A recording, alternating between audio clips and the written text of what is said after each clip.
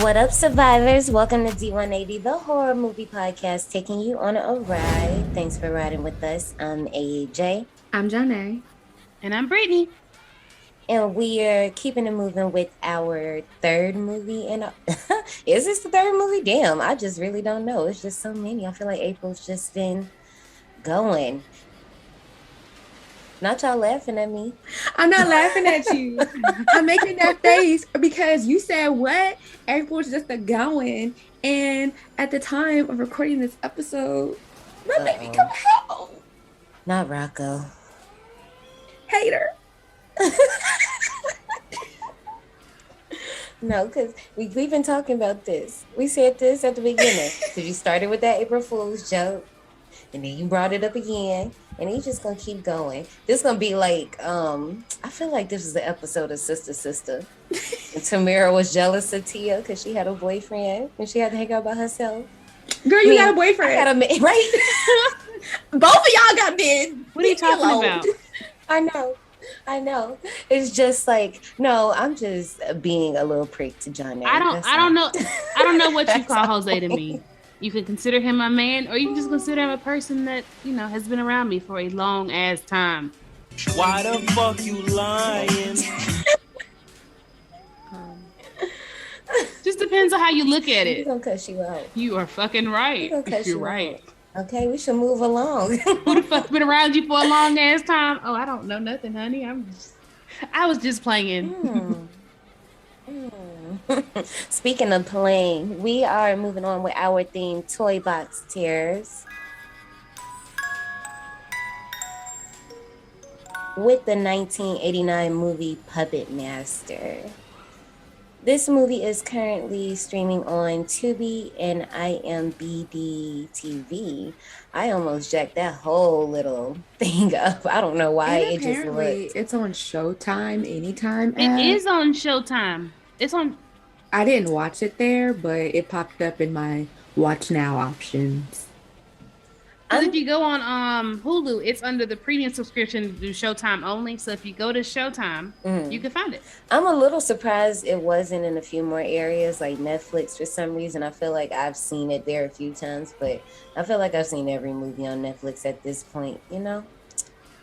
With that being said, let's go right ahead and get into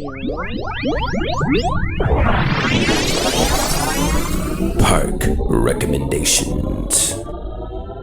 So for today's park recommendation, I'm going to just throw it all on the table right now. This is all of our first watch. So if any of y'all are fans of this franchise, not saying we don't like it. We just saying like we don't know nothing about it.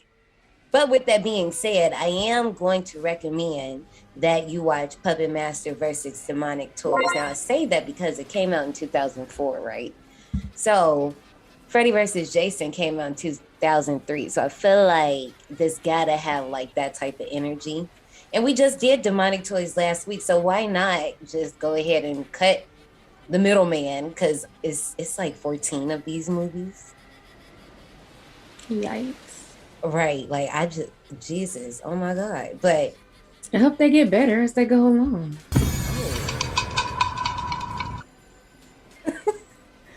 Damn. A nervous laughter. Don't you? They were both too stunned to speak. Okay. Look, y'all. Listen to me, survivors. If you want to watch something similar, I really ain't got too many options for y'all on this one. So I'm going to have to do... It's not a repeat yet. It's not a repeat because we haven't covered it. And technically, we're not covering this one. Watch Annabelle.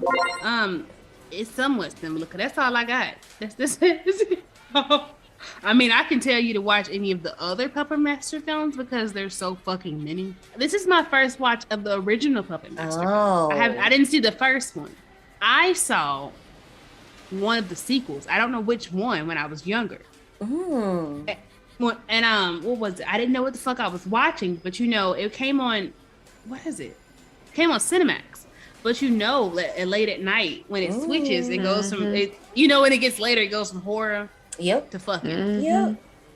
And so I had no clue about this. Little innocent Brittany ended up watching porn. Oh wow. So I thought it was all great. I seen it when they were all like fucking up this woman, and then he was trying to get them to stop killing her, and he was like, wait, no. And then she like did the okie doke on him. Spoiler. She did the okie doke on him, and she was like, ha ha.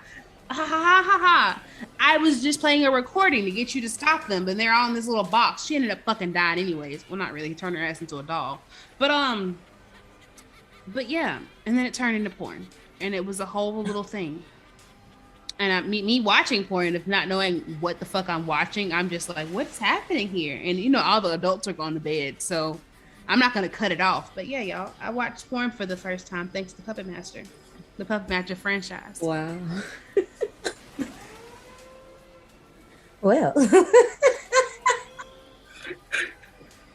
talk about an intro because me and Johnny over here, we're just like first timers, just like, Right. you know. Never seen any of them. No, I've seen the puppets. I'm aware of Blade, but never seen them in action. I mean, when we talked about demonic toys last week, we seen them little cameos in no backpack, but you know, I ain't know how he got down yet. But now I see. Let's talk about it. This movie is directed by David Schmoller, written by Kenneth J. Hall, Joseph G. Collodi, produced by Hope Pereyo and Charles Band. Y'all know this is a full moon entertainment joint, y'all, and a family affair because his little brother, Richard Band, is on the beat. I was like, oh, okay, I see you keeping it in the family. For our main cast, we have William Hickey as Andre Toulon. And I just want to ask y'all, and y'all probably don't, do y'all recognize his voice at all? The old man, the old puppet master? No. It's Dr. Finkelstein from The Nightmare Before Christmas. The one that be opening his head and scratching his brain. That's him? Yeah. I didn't know this till really when I did my research. But yeah, I was like, oh my God. I have a confession. Don't you tell me you ain't seen that movie? No. No, ma'am. No. No, ma'am. I have never seen A Nightmare Before Christmas. You need to leave. Johnny, what the hell? And I really be trying not to be like that. But Johnny, what the hell? I've never seen it. But you know what? That's why she didn't get the Jack and Sally reference. And I know who Jack and Sally are, but I've never seen the movie. You don't know their story? No. So if I say like nice work, Bone Daddy, it doesn't like tickle your pickle. I have never seen the movie. Oh. Yeah. So if I started singing the song, you wouldn't know it? So like This is Halloween. This is Halloween. Yeah. I mean, I've heard that's the my song, shit. but I've never seen the movie. Okay, I'm just trying to check the levels. Like I'm just trying to understand. So you don't know when Sally was dramatic as fuck? Wait, stop, because I'm gonna stop spoiling stuff. Because Sally was really fucking dramatic. And I felt like Johnny would really relate. Johnny would relate. Because, okay, I'm not gonna hold it. Me being a Sagittarius moon, I related to Sally on a level. Okay? But when she did what she did, I said, oh girl, wait. You did a lot. When I was watching it when I was older, I was like, bitch, what did you... Now hold up. Now what did we learn? I'm fucking dying. I'm like, no. Damn, now I want to go watch it. I got it on DVD. Now I want to go watch it. Oh my God. Okay, no. See, look, no, Johnny. We have to write this wrong. Oh my gosh. Okay. Continuing with the cast, because I forgot we was even covering Puppet Master. Oh. I got tears in my eyes right now. Oh my goodness! What about Zero? I want to know, I wanted to bring who that Zero. is. I was just in New York and I went to Beetle House NYC, and it's a Halloween themed bar that's opened year round, and they have a Jack Skellington wall, Jack Skellington room with pumpkins and things. They have a lot of Nightmare Before Christmas stuff sprinkled all around the restaurant/bar. They have Edward Scissorhands, they have Beetlejuice, like very Halloween themed, okay? And so they had like this little trinket, it was like a little pumpkin on the table, and it had Jack and little Shelly in it. You took Sally. it? You brought it home with you? No. Did you take it? Why not? I took a picture of it to send it to Ashley because I know that she loves Nightmare Before Christmas. And I'm like, so I guess like this whole time I just thought that I saw it because like I know of the movie and like, Yeah, I just thought It's you seen it. Like, mainstream. yeah, like that's just. I mean, that movie came. Okay, if I'm not mistaken, it came out in '93 or '94. But I know I had the VHS. Like I had it, and my ass was wearing it out. Like my mom had to buy another one. Shit, I did too. Yeah, like. So wait, Johnny, Pour it this out. makes no sense to you? My bugs. Oh hell. My bugs. Okay, no, stop. Let's stop. I just want her to watch it. I want her to watch I'm it sorry, whenever Whenever she get to it, I just want her to watch it. Cause sometimes she'll just watch stuff and then she'll text me. She'll be like, "I watched Train to Busan," and when she told me she was watching Train to Busan, I was like, "Ooh." With Big Daddy and Sweet Baby I'm not gonna Angel. say nothing. I ain't say nothing. I was just like, nobody said anything to me and they just let me sit there and cry and boo. I was just. There's no warning. You're so I was like, rude. let me know when you get to the end. She was I like, was sitting here in my house. Oh, you so on fucked up for that. on the couch. what else was I Boo-boo supposed crying. to say? What You else was couldn't I have told her, I know. But talking about let me know when you get to the end. That's so fucked up. I wouldn't have replied. I wouldn't have said shit. Sitting on my couch crying, okay? Like That motherfucker singing. I was. Okay, let's not Right. relive it. All right. Let's not relive it, cause back on track. Skirt. A Polymath as Alex Whitaker, Irene Miracle as Dana Hadley, Jimmy F. Skaggs. I don't know what it is about that name, but I really fuck with that name. Jimmy F. Skaggs. That sounds like a rapper from like now. F. Skaggs. Yeah, you hear? I mean, as, it reminds me of what's her name? FKA Twigs. Yeah. Yep. As Neil Gallagher, Robin Freight as Megan Gallagher, Matt Rowe as Frank Forrester, who, wildly enough, this is his second appearance on this podcast. And I was like, sir, you been here before? Show me your pass. Hi, how are ya? Back it up. You have a wristband? No. Why you can't get in? You need a wristband. He was in Child's Play too. He was the cop. That was like, oh, look, that's one of those good guy dogs. I was like, I had to go back and look. I was like, oh, that is him. Look at you stepping up in the world. Then we have Catherine O'Reilly as Carissa Stanford, Muse Small as Teresa, Barbara Crampton, motherfucking Barbara Crampton, as the lady at the carnival. This is her second appearance at the park, even though I feel like she appeared more than that, but I think we just talked about her a lot. But David Boyd as Buddy, Peter Franklin as Max, and Andrew Kimbrough as Claus. So this movie was a straight-to-video release. So in the late 80s, there was like this trend. Instead of movies going to the theaters, they was just like, Blockbuster is popping right now. All of that. Let's send it to Blockbuster, send it to Family Video, send it. We not doing all that. We gonna make this money. So the budget was like $400,000. So you would think like, maybe we sending it straight to video. It ain't gonna make that much money. Bitch, they made millions off these little puppets that were not even in the movie for more than 6 minutes. They're only in the movie for like 5 minutes. I can tell that they weren't in the movie that much. I mean, you watched it. Oh no, it dragged on. I was like, if you motherfuckers don't start dying, y'all, I'm sorry. Get Y'all the know how I puppets feel in. about- Just get the You know how I puppets feel in about- already. I was just like, where's the we'll get to it when we get to it. But I mean, something obviously, like I said earlier, this is 14 of these. So I have a reasoning, because I figured we would probably all have like the same feeling, and I feel like I know why, and it is what it is. But Puppet Master was set to get a remake in 2010s, but fans held not that shit because so many of them was like, shh. Don't ruin a good thing, please. No, because y'all don't know how to do remakes. I see what y'all people can do it. So, because they hated it so much, they just canned it. And it was like, okay, we just gonna move on with the 9th movie of the franchise. to wrap this up, this movie has a total of 7 puppets. So we have Blade, Pinhead, the Leech Woman, Jester, Tunneler, ShredderCon, and Gingy. There was going to be 8 puppets, the last being a ninja puppet with machine guns, but you know, they was like, we don't got enough to do all this. So they brought the character back in a later installment. And for the puppet of Blade, it took about 5 puppeteers to control. That one's so cute. Jester's my favorite, with the spinning heads that be making their face. I liked him. Flawless victory. That's my favorite. I like Leech Woman. How did I know you would like Leech Woman? Yeah.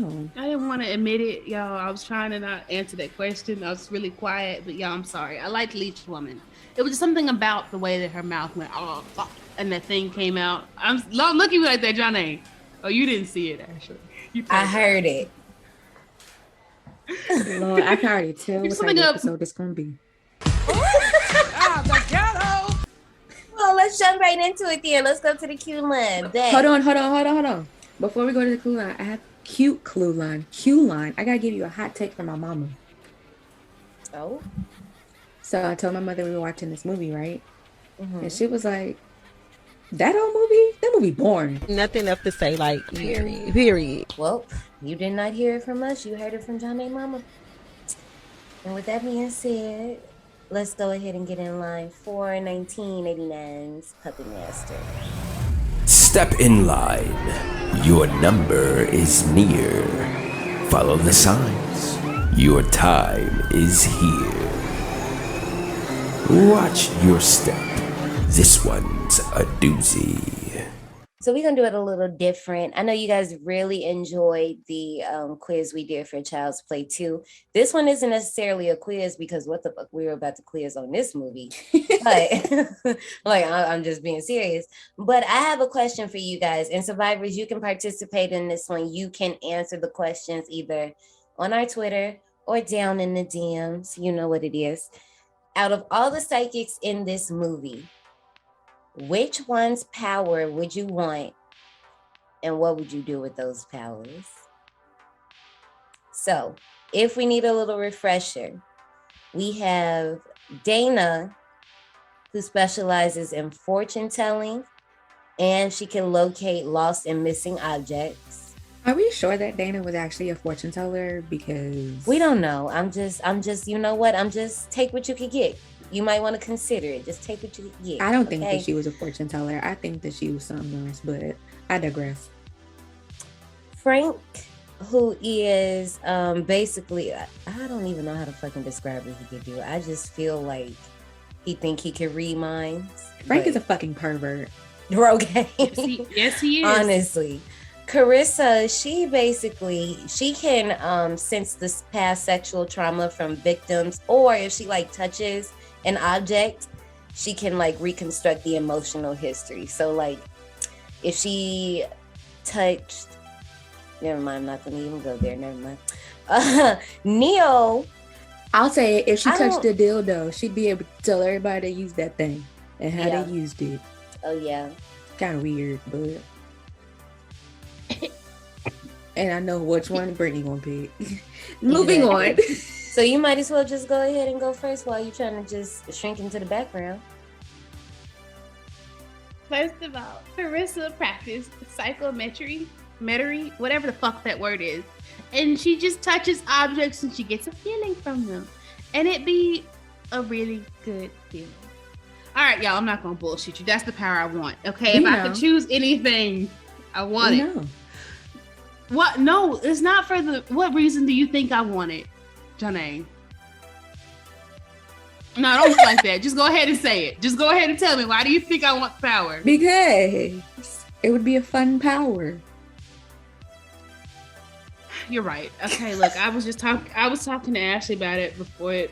Survivors, I'm sorry. And see, I don't even know what she said to Ashley, but I'm pretty sure that my inclinations are correct. I'm just trying to give her a chance to say it before I tell on her. So okay, y'all. So look, I was talking about if you went to Vegas in the hotel rooms or something, like you could have a good time before you have a good time. Like you could pregame before you go on the strip. Like you can go and touch things and get all the feelings from it. Because I mean, she looked like she having a good time in that bathtub, and I thought she had a vibrator, but she wasn't. But she was like, just feeling all the vibes. when you put it that way, because me and like I said, we was talking about this, and I almost feel the same way. But let me say this first.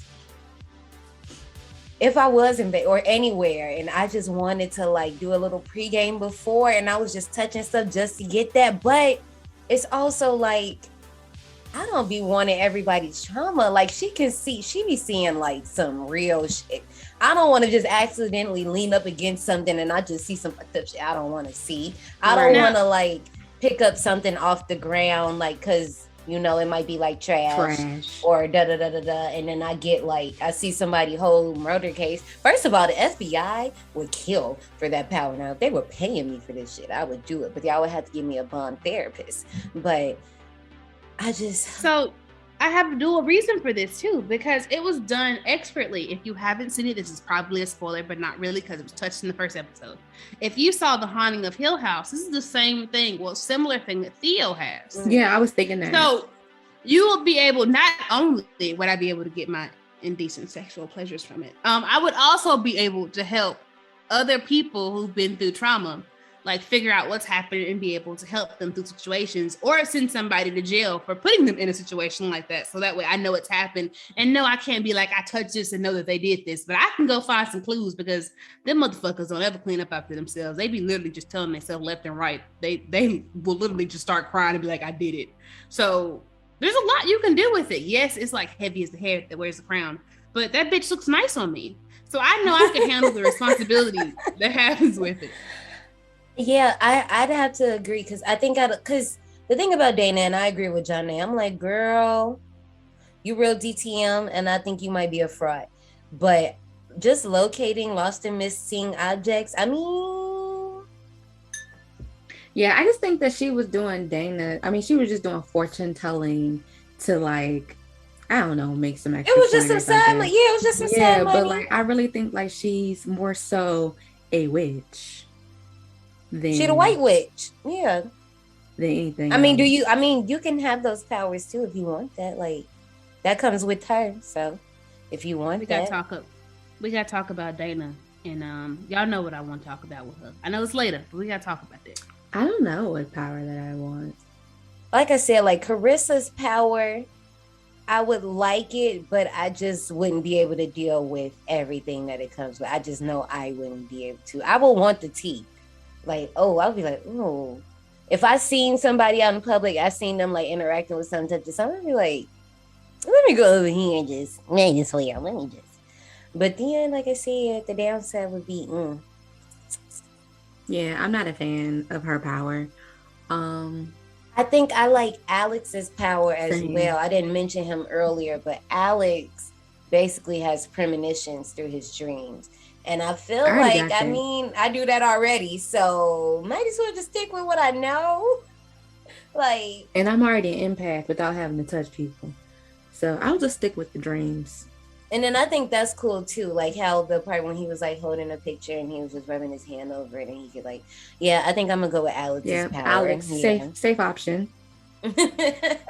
So survivors, let us know, whose power would you go with? Would you go with Alex's, Dana's, Frank the pervert, Carissa's, or Neil the pervert? There's a lot of perverts in this movie, but yeah, you can let us know. I promise. On our Twitter or down in the DMs. I think it's our time. We can go right ahead and get into 1989's Puppet Master.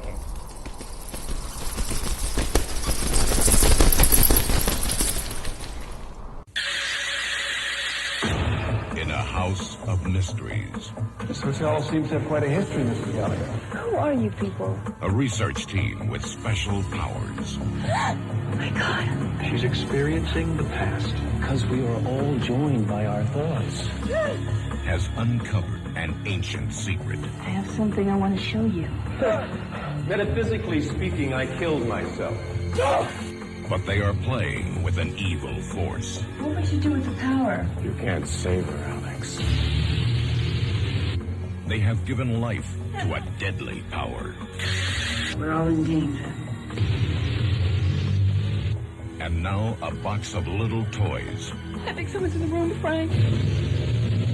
has become become a gang of little terrors.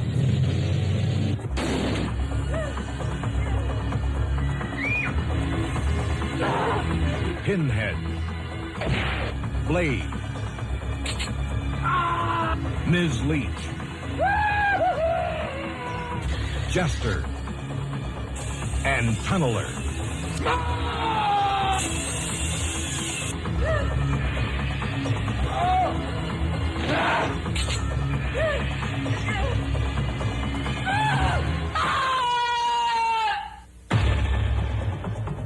Irene Miracle, Paul Lamont, Barbara Crampton, and William Hickey as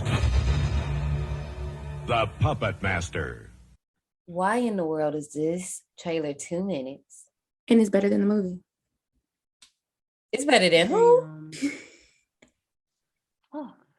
The movie. Oh, I didn't know. I said, what? Okay, obviously, like, a trailer is supposed to be like a condensed, we do this every time that we try to defend ourselves why we don't like trailers or whatever, blah, blah, blah, blah, blah. But still, it didn't need to be that long. Just like the movie, it did not need to be that long. Hello. In 1939, Bodega Bay, California, an old puppeteer named Andre Toulon is putting on the finishing touches on a living puppet named Jester. A puppet named Shredder Khan stares out the window at Blade, another puppet, as Blade runs through the grounds of the Bodega Bay Inn that they're staying at. 2 Nazi spies, Max and Claus, get out of their car and head for Toulon's room, but Blade beats them there, and Andre puts Blade, Jester, Shredder Khan into a chest with the Native American puppet Gingy before hiding the chest in a wall panel. As the Nazis break down the door, Toulon shoots himself in the mouth with a pistol. I'm sorry, but Blade running around was making me dizzy. Blade running, first of all, okay, I am a 90s baby, 2000s kid, so that means I grew up with Toy Story. Per rules of Toy Story, and I know that came out years later, but it is what we live by. Why are you not running along the walls? Why are you running just in the middle of the floor? Like, I'm just surprised that one lady saw him. That's what I was thinking too. That how did no one else see him? Like, I have no problem. Obviously, y'all know that out of the 3 of us, and I'm not saying they don't, but out of the 3 of us, I'm the main one who be like, no, I can, whatever, don't bother me. But I was just like, oh, wait, we is just out. Like, Blade is gotta be like at least a foot tall. I'm gonna see that. This motherfucker was playing the keys. He was literally, I'm like, how the fuck y'all don't see him? How y'all ain't hear that? Jumping on top of suitcases. Like, it would be different if like Blade was like tiny. But Blade is not. Blade is literally the size of my water bottle. Mm-hmm. This is literally, I know survivors, y'all can't see it, but it's one of those water bottles off Amazon. They got like the times on it for the gallon. Yeah, that one. Yeah. Blade's that big. I don't got a problem with it because it was still kind of cute. Because when that lady did see him, and she started screaming and he started screaming. I was like, everybody screaming. Right. But also the Andre, when he's making the Jester and he starts like, when he goes, the life of my life. I'm like, is that a spell? I think so. I mean, yeah, a condensed version. Maybe, yeah, because it seems like right after he says it, the Jester comes to life, and But we also see him like put a piece of paper in the chest as well, and this is like, some juicy little secrets that some people gonna be trying to get their hands on later. I thought the puppets were so cute.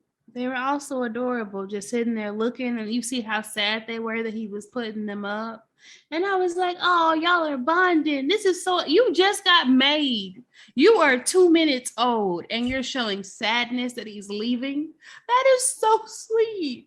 And this motherfucker in the window, like, I'm not gonna make the noise. Anyways, I'm gonna keep going from this. But this motherfucker in the window sounding the alarm, I'm like. No, I thought it was really cute. I even like, as a person that collects dolls, has hella dolls, like me and Johnny have talked about this before. I kind of like felt a little something because I have a doll chest with some of my dolls in it, and in my head, it's like I can hear them like, I don't know, like they're happy, like they're all together, like they're not apart in the world. I don't know if that makes sense, but if like, I guess this is my Ralph from Doll Syndrome, my big kid at heart, but it just makes me happy to know that all of my dolls are together and not just all over the place. No.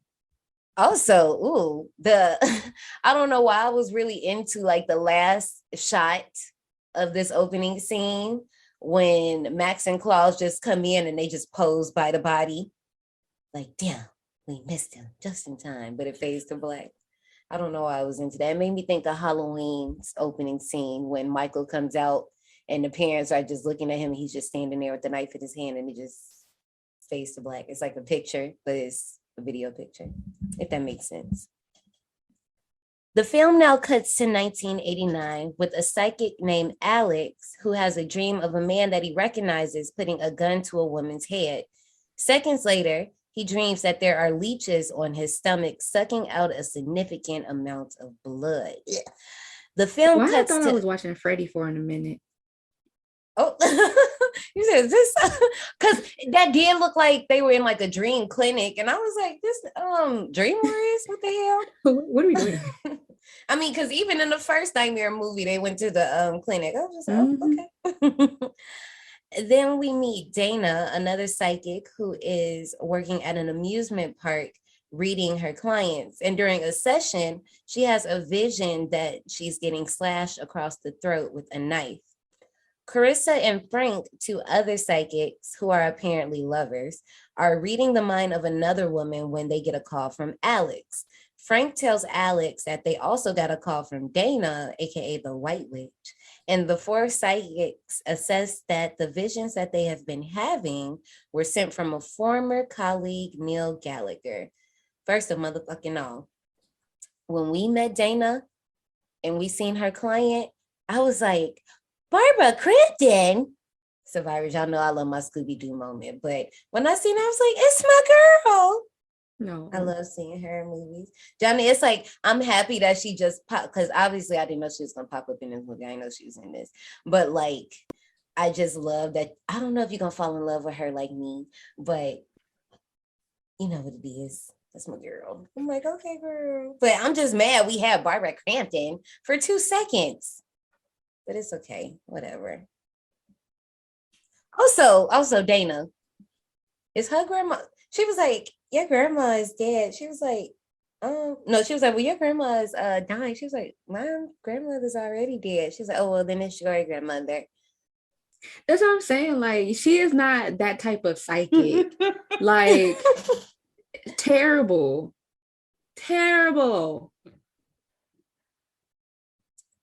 That shit was funny to me. Like, oh, I got it wrong. It was really you. I was just misspoke. I just misspoke. Don't listen to me at all. Let's go back to Carissa and Frank in this dream clinic or whatever the fuck they were at. This Howell thing was giving me Howard Stern. I don't know if you two like are familiar with like Howard Stern shows and shit, but when he told her to lay there and think of the dirtiest dream she's ever had, I was just like, disgusting. How old is this girl on this table? Because I need to know. She looked like she was pretty young. I was just like, you know. But I will say, okay, now this part does something I wish they would have did later on in the movie. When he's like, because obviously they're trying to like, Frank can read minds, and then Carissa, she can only get the sensation if she touches something. So he keeps asking her, like, are you getting this? Are you getting this? But I'm like, why are you asking her that if that's not her ministry? Like, you know. That's but also, but also I was just like, I was happy we didn't get clips of what the girl was thinking, because they do it later on and I'll talk about it. And I hated that they showed us what was happening. But yeah. The psychics meet at the Bodega Bay. I love saying that. So I'm just telling y'all right now, when I say it, I'm about to say it a certain way. So survivors, just I don't know. And I might say it later in later episodes just for no reason. So Bodega Bay. I put on my jewelry just to go to the Bodega Bay. Johnny looks disgusting. Oh my God. The psychics meet at the Bodega Bay Inn. That Neil is staying in, and they meet Neil's wife, Megan, as the housekeeper, Teresa. I can't even do this right now because I keep thinking about the Bodega Bay. Okay, I'm just kidding. Okay, so they get over here to the Bodega Bay and they meet Neil, Megan, and Teresa. Okay, Teresa is the housekeeper, y'all. Anyway, the psychics are skeptical that Neil is married because they like, hold up, this Neil, we know this nigga. Okay, whatever. Anyway, so they're like, okay, well, where's Neil? Like, where he at? Megan was like, oh, y'all didn't know? Next scene, Neil is in the casket. Neil shot himself. Trigger warning, sorry, but Neil's out of here. He's gone. And so, you know, Alex, Teresa, Megan, they leave. Frank, Carissa, and Dana, they stay behind with the body. Teresa, she was already on the head. She was like, don't touch the body. Don't be doing that foo-foo shit. Okay, I'm on to y'all. Yo, when she said don't touch the body, I don't know why, but it made me laugh. Cause she knew it was just, and it was the way she did it. And she was leaning so far into the door. I was surprised she ain't fall over her little self. Dana, this is part 1 of the Dana Need Her Ass Whip Chronicles. So survivors, if y'all want a nice little drinking game or whatever your vice is, even or you want to sip some water. I know the summer coming up. Some of y'all trying to cleanse. I should be cleansing, but you know, I still be getting my alcohol in. It's okay.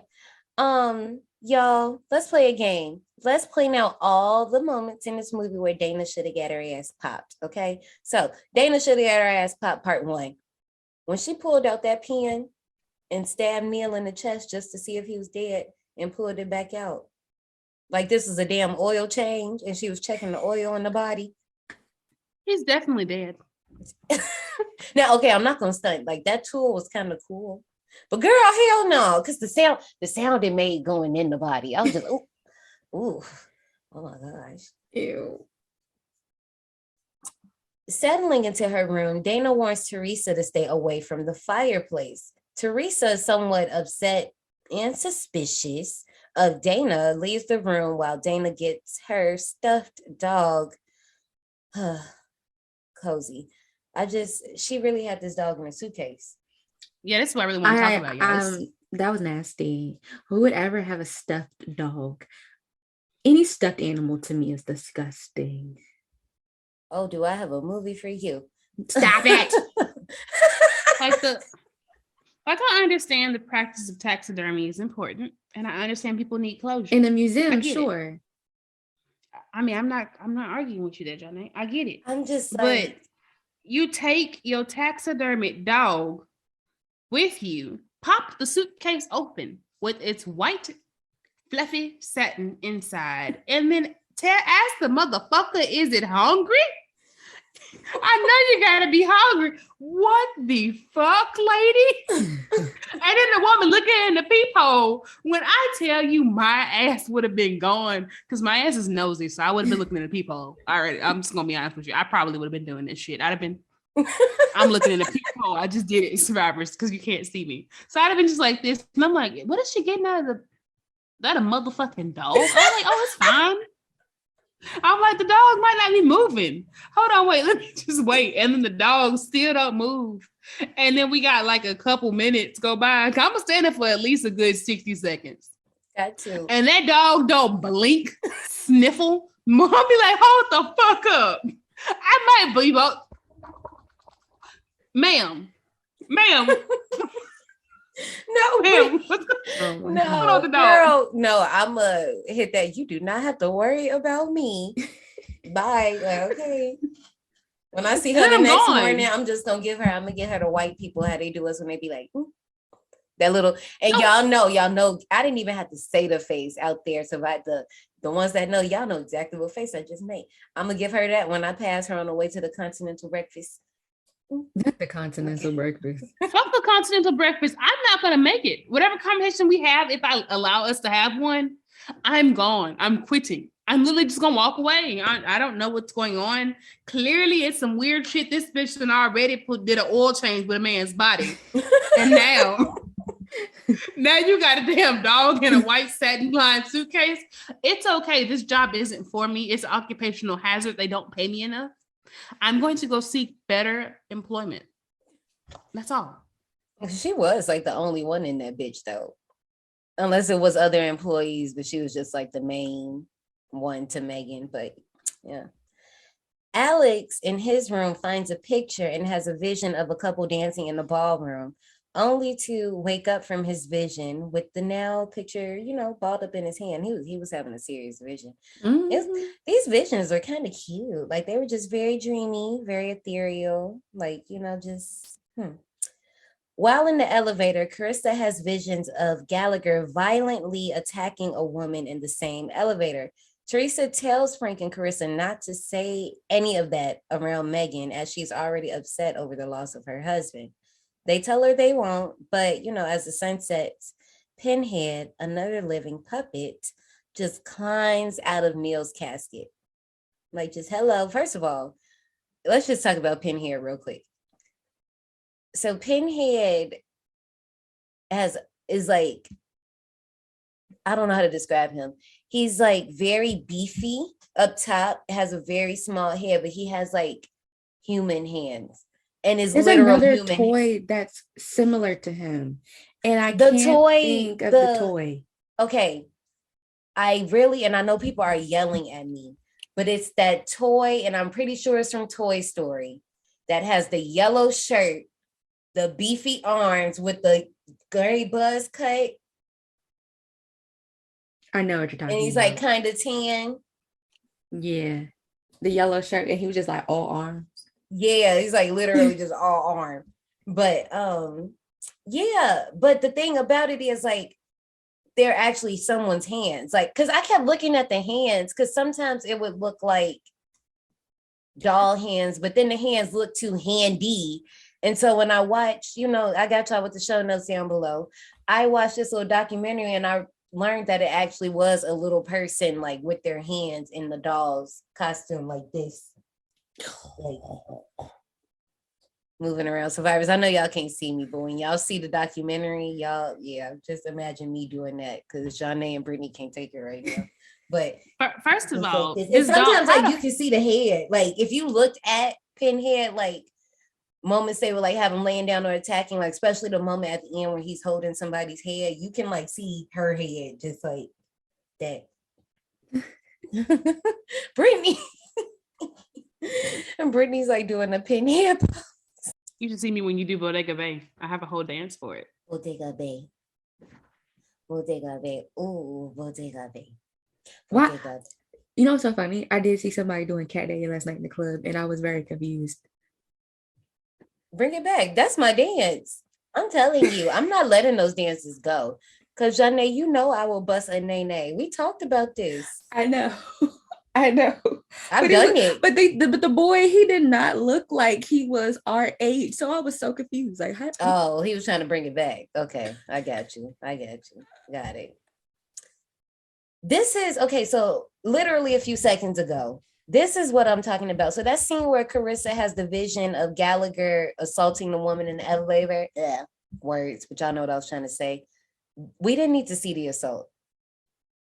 We could have just seen Carissa having her moment as she does. If she want to grab her boob, that I don't think she should have did that either, because that's a whole assault, like, but we didn't need to see it. Like, y'all literally did that to show us a nipple. We didn't need to see it.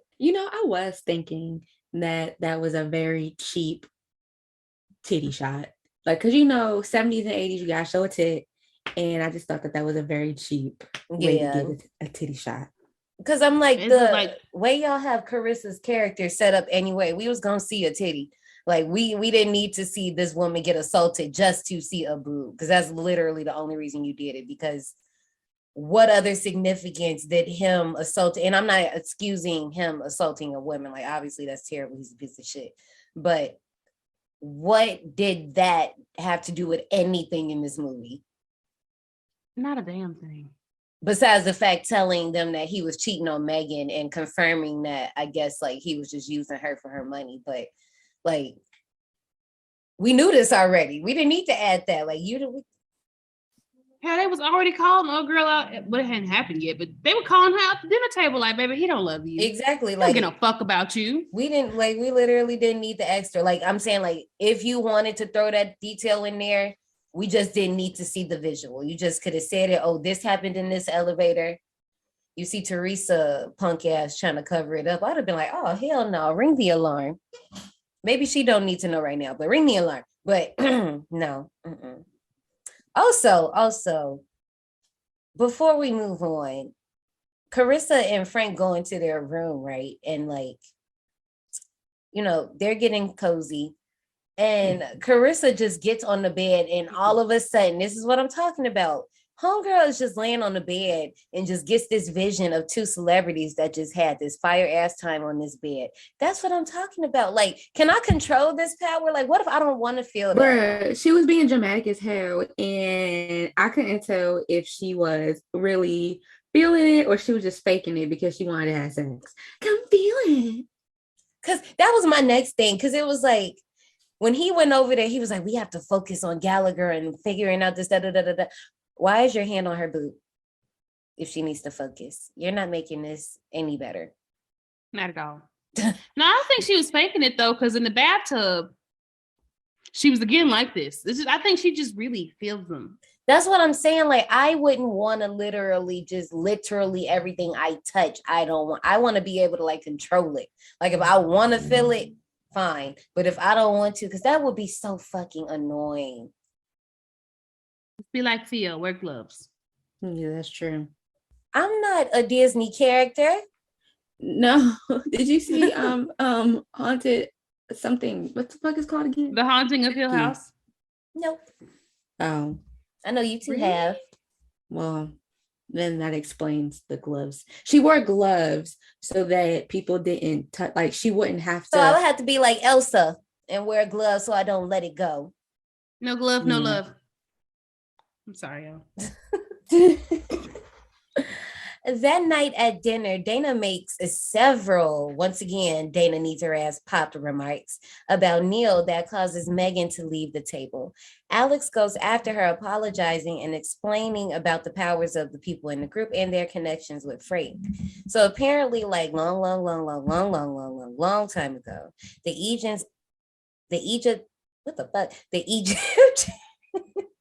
the Egyptians had a method of bringing inanimate objects to life. Neil sought them all out, you know, for their powers, like Alex, Dana, Frank, Carissa, all of them, for their powers, just so he can find out how to give inanimate objects life. Dude, is it that serious? I guess so, but I'm just like, bro, I mean, to him, it's very serious. What is our end goal here? Well, what is our end goal here? I mean, I guess we find out later, but I'm just right. saying this for now. Like, worry about taking over the world, Pinky. When nighttime falls, Teresa goes near the fireplace and is murdered by Pinhead when he hits her with a poker. I mean, Dana told her ass to stay away from the fireplace. And this is why you should listen. Even though she was honestly though, I don't know if I would have listened to a woman that kept a dog inside of her luggage either. You gotta remember, it's the same woman. That would make me listen, because I'll be like, you know what, just in case. But I mean, I also would have quit. So I think that this is a moot point, because I wouldn't have been by the fireplace. Yeah, this is right. Also, I'm not checking out no sounds. When Pinhead was playing with the damn piano, here's my thing. I have methods, okay? So if something is making noise and I don't know what it is, and it could possibly be something that's not that big a deal, but I need to figure out what it is, I'm going to make a noise. I'm going to throw something in the direction to see if, like, I don't know, like maybe it's like something found its way up in here. I don't fucking know. Because if it's a person, I hope they're not playing, they that bold playing them reindeer games, just banging on my piano like that. Not reindeer games. Like that's real crazy. That's crazy. But Like if it's a person, obviously they wouldn't be doing that. They would probably be hiding and not making noise. So if I threw something, they would probably be trying to like be a little more stealthy. But either way, I'm not checking out no sounds. Like, I sent Jose or Maslow. I'm not going. no. Like we do know that little meme where that like they all be staring at each other sideways when shit happens. That's what a noise happens. Because I just look at him like this. He like, what's that noise? I don't know. Shouldn't you go check? Because I'm not going to. And if you don't come back, I'm leaving out the window, nigga. This is quite simple. My key's in the bed. What do you mean? The psychics hear a scream and find Megan passed out nearby Neil's body that has been moved into a chair by someone. Time the fuck out, because no, absolutely.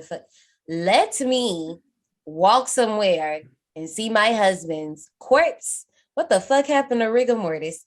No, just sitting there. Brittany, stop it, because that's exactly how the fuck he was sitting, just sitting there. What? Girl, I would have passed the fuck out too. Like, and then whatever lighting was going on did not help because that made it look like just extra like out of body. No. I'm sorry you had to go through that, Megan. I'm so sorry because no. And then it was just the way that the rest of them was so casual. When they walked in, he was just like, oh, Gallagher, this dude to his jokes again. This nigga is dead. No. We think Teresa did it. Those darn kids. Teresa dead, okay? D-E-D, dead. But okay. And I was going to try to wait. Actually, you know what? I will. Survivors, I do this every time. Y'all should be used to it. Burn. Okay. I'm going to do this and then I'm going to wait. But anyway. Carissa and Frank spend some intimate time together in one of the hotel rooms. But, two of our friends, Tunneler and Leech Woman, enter the room. Tunneler kills Carissa by drilling into her face, and Leech Woman vomits leeches onto Frank's body, which drain his blood. First of all, Carissa, when she said someone is in the room, and Frank was like, untie me. Hello. Also, Carissa, why did you sit there and stare at the doll as it ran towards you? Why did you not move? This motherfucker charged full speed ahead. And this bitch looking sideways like, hey, what are you? Who are you, little guy? It's not a vibrator, ma'am. Leave. And that's exactly, I know that's what Gallagher was thinking the whole time. But I'm like, And like, why didn't you say anything while you were screaming? Like, well, that's because your dumb ass didn't untie him when he told you to. But then, Frank, I know you're a perv. I know. Tiny hands, puppet hands. We didn't know the difference. We didn't sense anything was wrong when these tiny little hands were touching us. Did you think she was touching you with her fingers or something? Trying to be. I don't know. You know what? They were so worried about doing the nasty that they just couldn't. They let it go. They could let it go. They couldn't. We're going to do the nasty. And then we'll do the nasty with the eyebrows. Man. The Leech Woman is unsettling. When she started, I did not like it. I did not like it at all. Not one bit. This was unsettling. I was like, oh my gosh, like who came up with this? Like, what the hell? During all of this, Dana marks Alex with protection and then sits around with her taxidermy stuffed dog. Later, after meeting Alex in the hallway, after he rejects her for a little, painting the walls, she sees Mio sitting in her room and she puts him, quote unquote, to rest and proceeds on with her night until she is attacked by Pinhead, who breaks her leg. Pinhead chases her repeatedly and strangles, punches her, all that shit, until she manages to toss him away, like down hella flights of stairs, only to have her throat cut by Blade using his knife hand. First of all, Neil blinked like shit sitting in that chair. And she was like doing a little shit around him. I totally missed the fact that he blinked. And I was staring at his eyes too. Like, once again, like, I do like these moments. They're very, very creepy because it's just like, once again, this is a fucking dead body that's just like, and Teresa ain't do that because, well, actually, I don't fucking know who did it, but this body keeps fucking moving. And then, like, the fact that they be so cool about it, like, Dana just kept going. Like, she ain't go get nobody. Like, she just went on unpacking her suitcase. It is a dead body sitting in your room. Like, y'all treating this like this y'all's spirit ancestor and you know who it is. Like, no. I mean, I don't think that they really cared for Gallagher. And I'm just like, he dead. Whatever. What this nigga gonna do to me? What do you mean? They treating this man like he's Elf on the fucking show. Yeah. Every time, every scene, he's somewhere else. And they're like, oh, I can't wait to see how you're gonna be posed next time. I'm like, what the fuck? Exactly. He just every day he like this. Not every day. Every scene he like in a new fucking chair and no one's saying anything. It's just like, hello. I'm so glad you chose this chair to sit in. If you don't, I would have set his ass on fire. Okay, No, we're just gonna test how dead you are. Not cremated. We got to, because apparently your soul isn't at rest. You so don't I'm know how gonna to help sit it. still, so I'm gonna help you. Also, I'm gonna spread your ashes. Not Pinhead taking the Toy Story buzz fall from the first movie. I said, oh damn, he did kind of fall pretty far. I'm surprised he ain't break nothing. That was such a sad fall. You know, he had to shake back from that. Alex has reoccurring nightmares of Megan having a gun put to her head by Neil and the other psychics being found dead, but is eventually woken up by Megan, who takes him into the room that Andre Toulon was in and tells him that Neil found Andre's secret to bringing inanimate objects to life. I did like this dream in the dream thing. Like when he wakes up and moves the covers and the three heads are under the covers, that shit was freaky. I was just like, ooh, wait. That was creepy. Yeah, I was just like, ooh, it made me think of it when Eddie's head came out the mattress. He's like, you want to play Loogie? Also, okay, like this happens like in a little quick thing, like on to our next scene. So at this point, Alex is like having all these like visions and things, and he's seeing like his dead friends. First he's seeing them on the mattress, like we talked about it, but then he sees them like downstairs sitting at the table, but they're like, I think in his vision they were alive or dead. I can't remember which one it was. But here's the thing. Megan, why are you calling this man and bothering him? He's having a vision right now. Shut up. She don't know that. His eyes was closed. He don't got the that's the Raven look. He don't have that look. When he have visions, he be closing his eyes and like be like up in his head like this scanners or something. But I'm like, stop calling him. He trying to concentrate. Damn. Anyway. When they go into the dining room and they see the dead bodies around the table, they are stopped by a newly resurrected Neil. He explains that, metaphysically, yes, I did unalive myself, but I used Toulon's formula to give myself eternal life. He fights Alex, abuses Megan, and then had the audacity to toss Jester across the room. At this point, Jester has been giving us hilarious facials. I'm going to talk about those in a second. But when this happened, all the other dolls saw that shit. And when the Jester got tossed, they said, oh, no, fuck it. You went too far. Exactly. They did a whole revolt on Neil's ass. But let's talk about the Jester real quick. Throughout this whole scene, we got about 4 faces from the Jester. Yep. Okay. So the first one was when he got thrown. His face started spinning around and it was the you got me fucked up face. But it was like, y'all seen that emoji that kind of, I don't know how to do it. It's like, it's the face, it's the scrambled face that kind of like, maybe if you was like queasy or sick, it was the you got me fucked up face. I use that emoji a lot. Yes, it was that one. The second one, when Megan got slapped, it was the emoji with the X's for eyes and the big O for the mouth, like, did y'all see? And then with the finger, did y'all see the shit? Right? Yeah, like, oh, Like, did you see this shit? okay. I can't believe this shit happening. And then when Alex was getting his ass whooped and he was making the puppy dog face, so we got the puppy dog eye emoji, that one. And then when Neil addressed him, he was just like, oh, who me? Oh, it was just like a friend.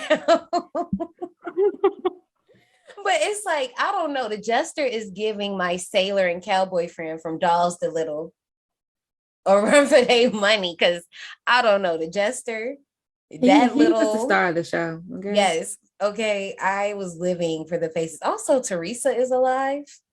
Yeah, that was weird. Like, she got eternal life now. Like, I guess Neil was like, I guess I need an assistant, so you'll do. We'll just bring you back, girl. This will be your debt to me for bringing you back. That's fucked up. Pinhead locks Neil in an elevator, and Neil starts to attack him, forcing him to get out his way. Neil throws Pinhead to the wall, then bangs him on the elevator door and tries to get out, screaming for Alex and Megan to open the door. Pinhead grabs Neil's leg, and then Neil picks him up and just his head off and throws the little headless body to the wall. First of all, I love that the puppets be like breaking the fourth wall, because the jester does it too.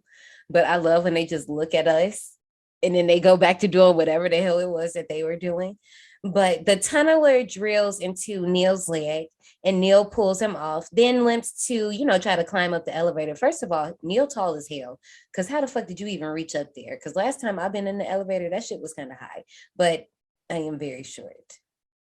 Anyway, the tunneler and Pinhead try to grab Neil's legs, but you know who's at the top of the elevator? It's Blade. Blade goes and chops out those fingers, which makes him fall back into the elevator. You know what got me about this? What? He chopped the fingers, right? And then you know how like you scoot the stuff into the pan? He scooted them little fingers right off the top of the elevator. At least he gave them back. It was some that was a sharp ass blade, because he really just like knocked his shit off. Like, okay. He was like, cut. No effort. All right, pull your hatchets out. So, green blood, demon blood starts squirting everywhere out of Neil's fingers. Pinhead grabs Neil's head and the puppets start torturing Neil. So, like I said, Pinhead got the head. Not Neil. Blade stabs his hand with a knife, and then the tunneler is drilling in his neck. And then Blade uses his other hand, his hook hand, to prop open his mouth for the leech woman to start the leeches in his mouth. First of all, her face this time is more terrifying than when you see it the first time. Like, it's just because her eyes are like closed. Even it's and then like, Brittany, stop it. The leeches coming out of her mouth too just look so they look like little turds. Gosh, Brittany, go away. That's why I stopped looking at her. I'm just gonna look down at my phone because I can't take it. Alex tries to verbally stop the puppets killing Neil, still trying to kick in the elevator door to open it. Megan joins in, screaming and bursting into tears. Pinhead then Neil's neck, that's hard to say, killing him as Megan cries after he dies. Again. The film cuts to Alex saying goodbye to Megan and leaving Bodega Bay, and Megan in the hotel with all the bodies. Now alone, Megan picks up Dana's taxidermy dog. And, in the following scene, she's just walking up the stairs, and I said, no, hold up. That dog looked kind of real. The dog, I was that shocked, is fucking real. The dog is there. I was just like, okay. Just walking up the stairs with Megan, indicating that this bitch is Dana. Knows the method. Oh. That's not, she's Megan.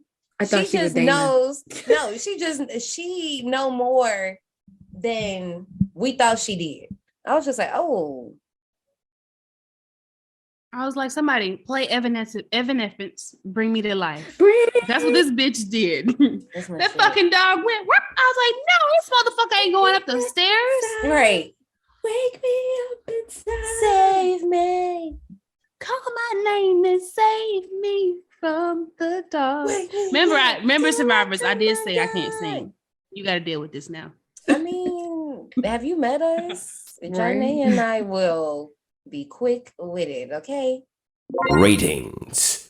Puppet Master got a 5.5 out of 10 on IMDb, a 43% on Rotten Tomatoes, a 2.7 out of 5 on Letterboxd.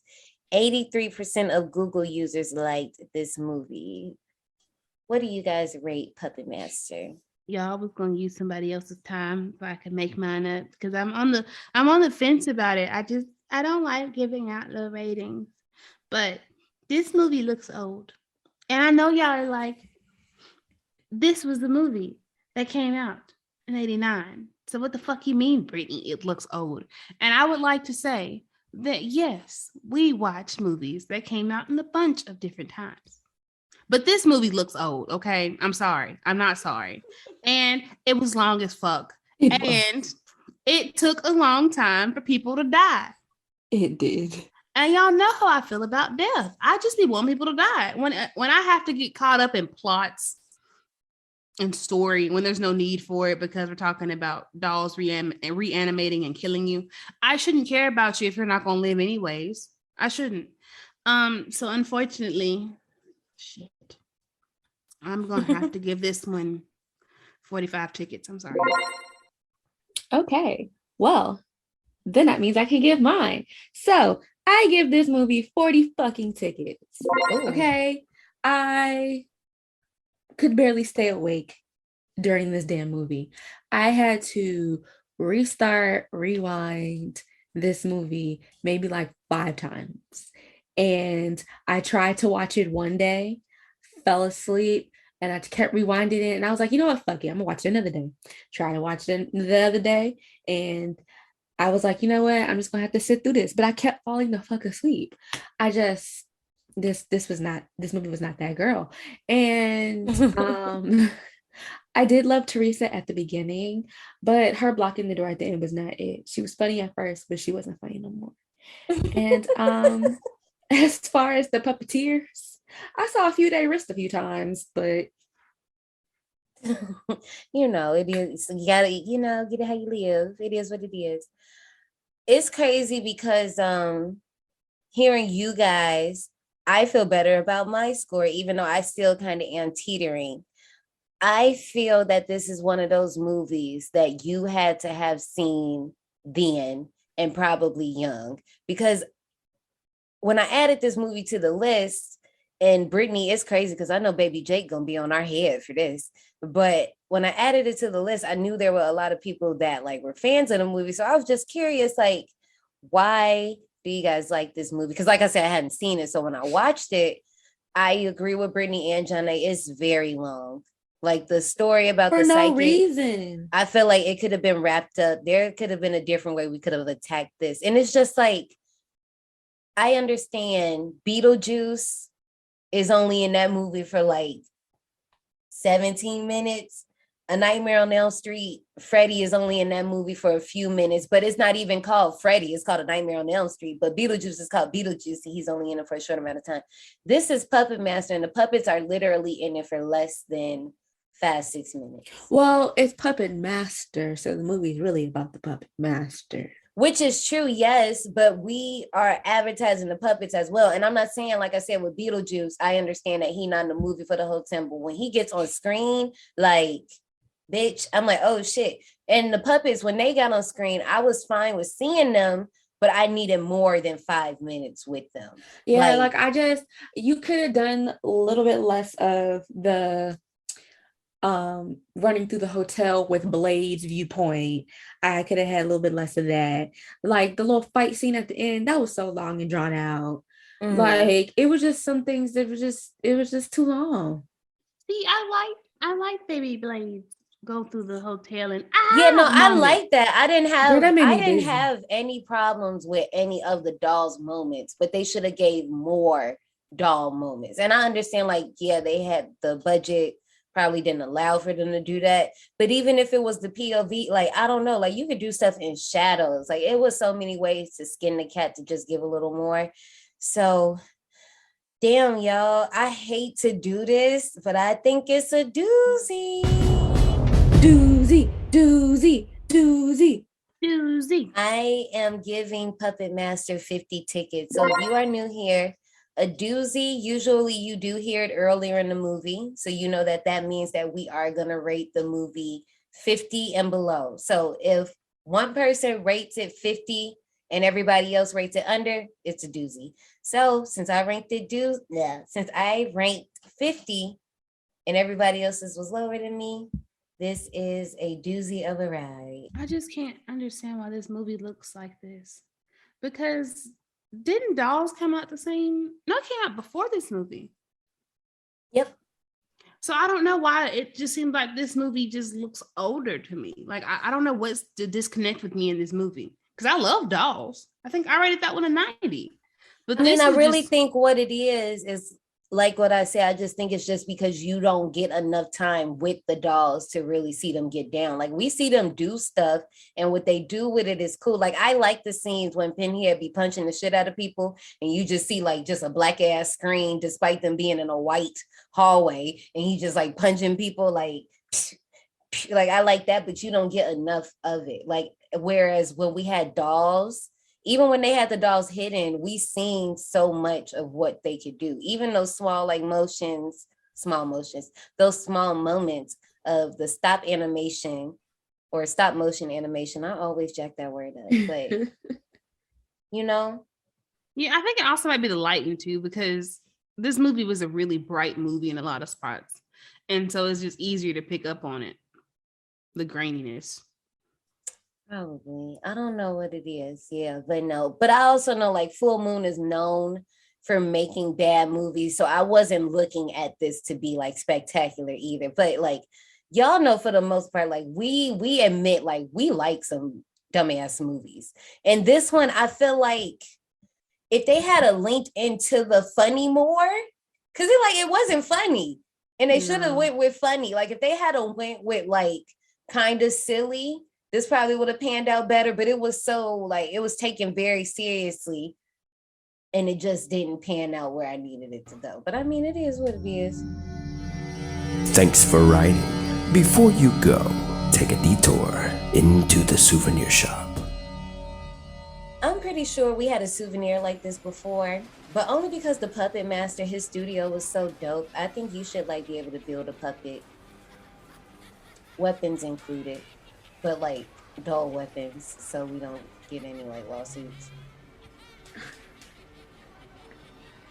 Okay, well, wait a second, because I know I'm late to the game. I am late.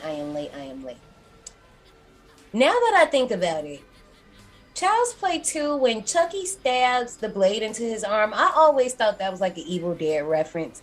But is it a Blade reference? Because that's like, it looks more like Blade's blade. And I know, Johnny, I know you haven't seen Evil Dead, so you don't know about the chainsaw, but you probably seen pictures of Ash. Oh, yeah, I haven't seen the original. Yeah, no, it's not there. It doesn't happen until later on in the franchise, but yeah.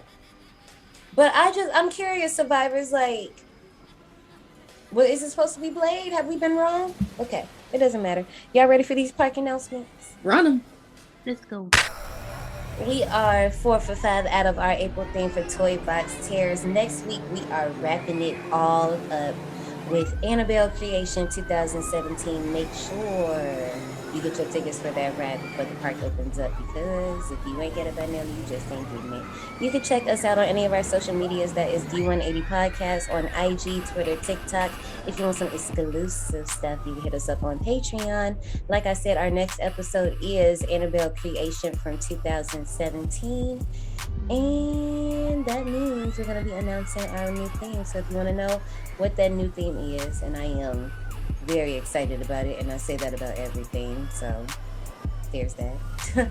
Make sure you tune into that next episode. So until next time, survivors. Bye, y'all. Not the Carpenter Queen. I'll see you soon, survivors.